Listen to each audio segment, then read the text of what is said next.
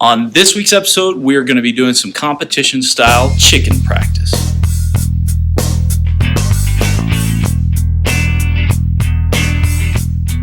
We're going to be firing up the ugly drum smoker. I am on duty today, so hopefully we don't get any calls, but I'm going to be rubbing it down with my prototype LoneStarBQ pork and chicken spicy rub. We're going to be trimming it up. Probably won't focus so much on the competition style trim as I am going to taste these flavors in my rub. Throw it on the smoker, get some good color on it, get it cooked up, and then we're going to work on a glaze. Stick around.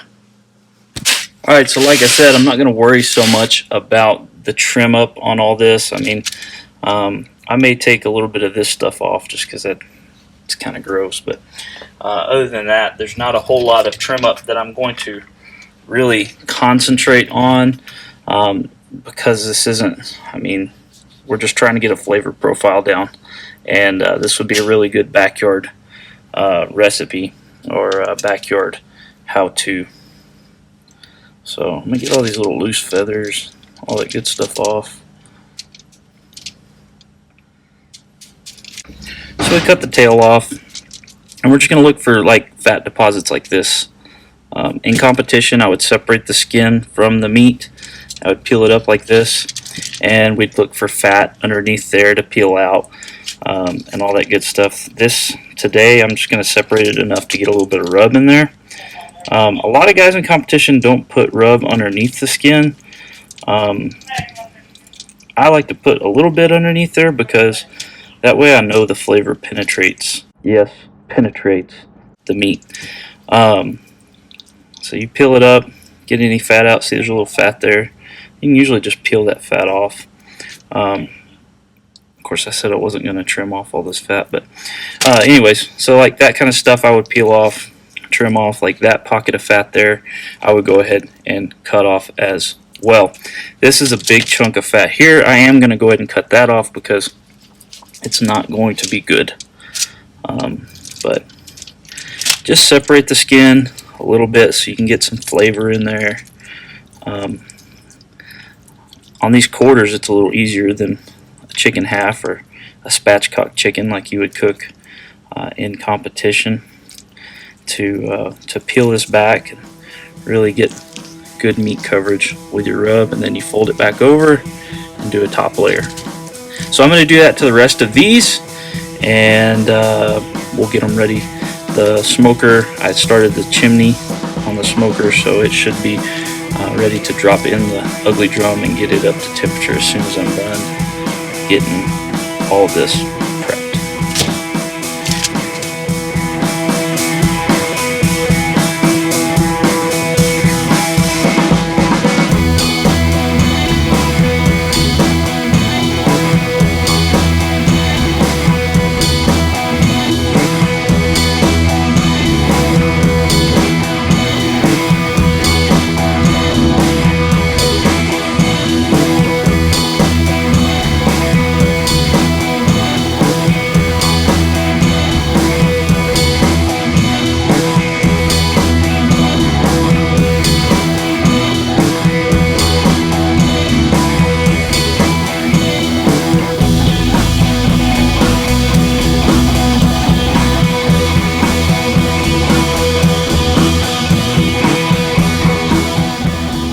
Alright, so I've got these kind of trimmed up, the skin peeled away so I can get rub on the meat, and I've got my rub here. I've got a clean hand over there and a dirty hand over here, so I'm just going to do a light sprinkle with our prototype LoneStarBQ chicken and pork rub on each one of these, and we just want to get a little bit on the meat, and then we'll cover it up and put a little bit on the skin as well.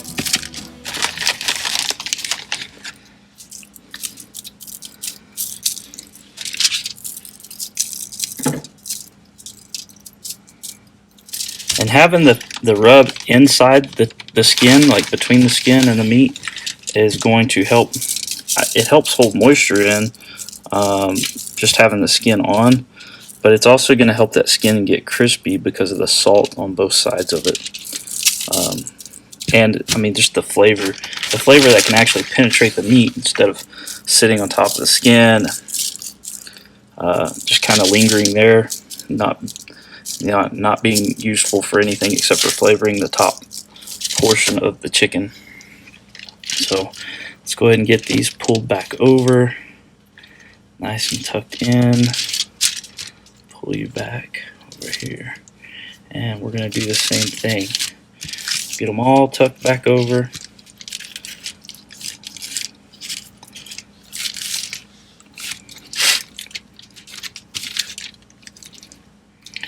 And what I'll do is I'll spin them over and do the bone side first, and then this side last, so that we're not messing up the appearance of our show side. I do that with competition chicken. He said doo-doo. I do that with competition chicken as well. So just looking for a little skin action there.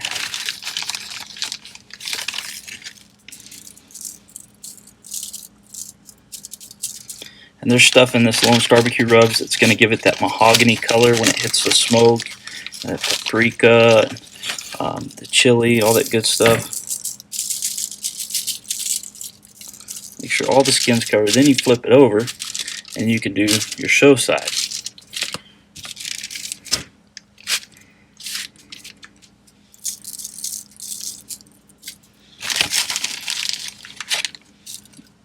Remember, we're not going to rub our meat, but we'll pat it just to even out that texture.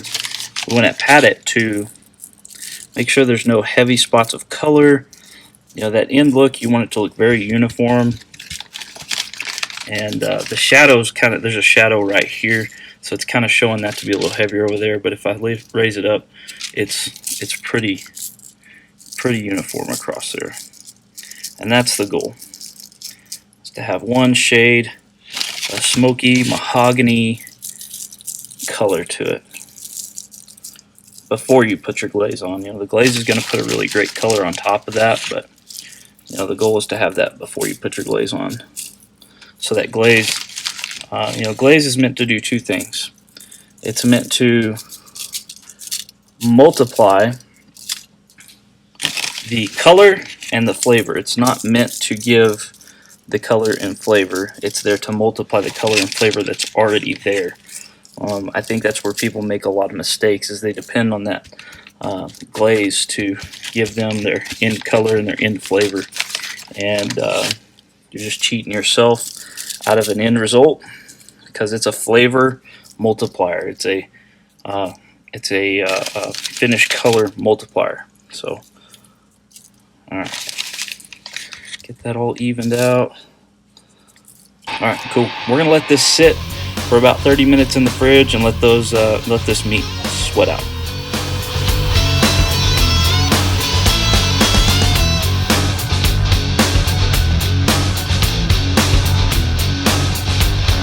Our chicken has sweated out just a little bit, and our grill is getting up to temperature. So we're gonna take this outside and we're gonna stick it on our ugly drum smoker and get it cooked.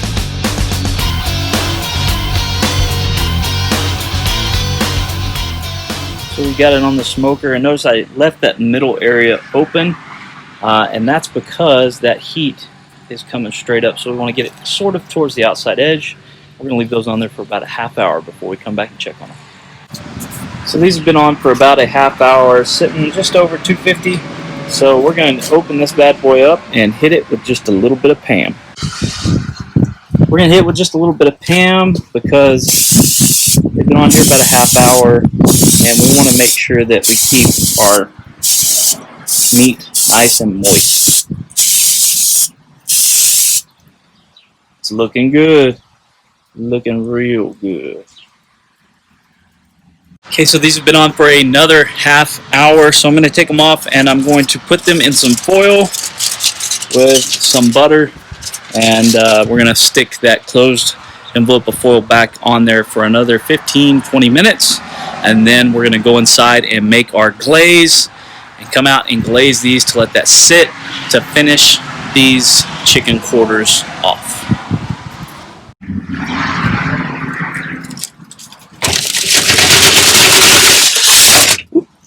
Trying to do that one-handed was a little harder than I thought, but we're going to let that sit in there another 15-20 minutes. Come back out here and glaze on up. Be right back, going inside to make some glaze. So we're going to get started making our glaze. It's going to be a very simple glaze, nothing too extravagant. I am recording this over the video because the audio in this really kind of sucked. So we're going to get our saucepan out and put it over a medium heat.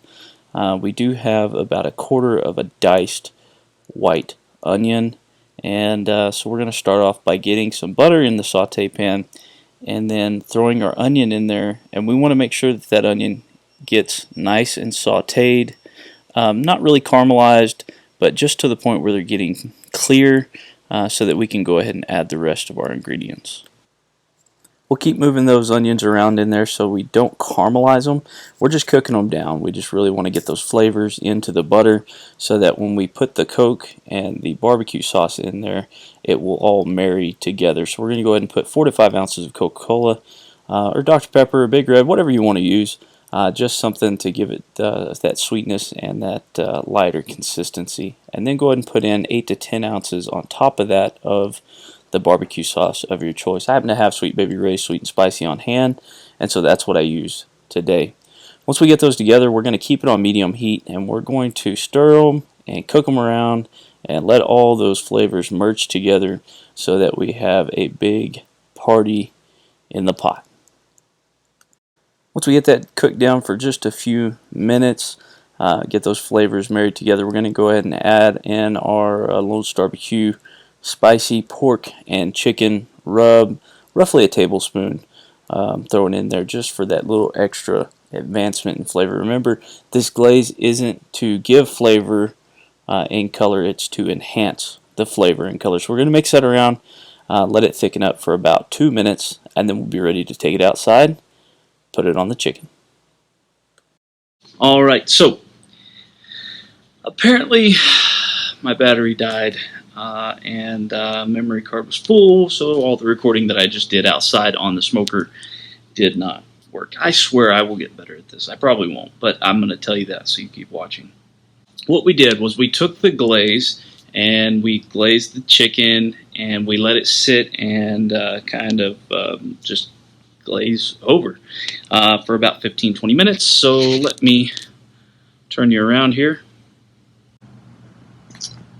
and take a look at that. Beautifully glazed smoked chicken quarters. The only things that I would do different for competition is I would strain the onions out before I drizzled on the chicken. I would trim more of the fat off of the chicken, and obviously I'd do chicken halves instead of chicken quarters. But this is basically a competition chicken, but it's easy enough to do at home. It's without all the extra meticulous trimming and all that good stuff. So make sure you take this recipe, you try it out at home, tell me how you like it, comment down below if you like it, and let me know what else you want to see us cook. Make sure you like, you subscribe, you share, you do all those beautiful, wonderful things because we love you and we thank you so much. Brisket Medic out.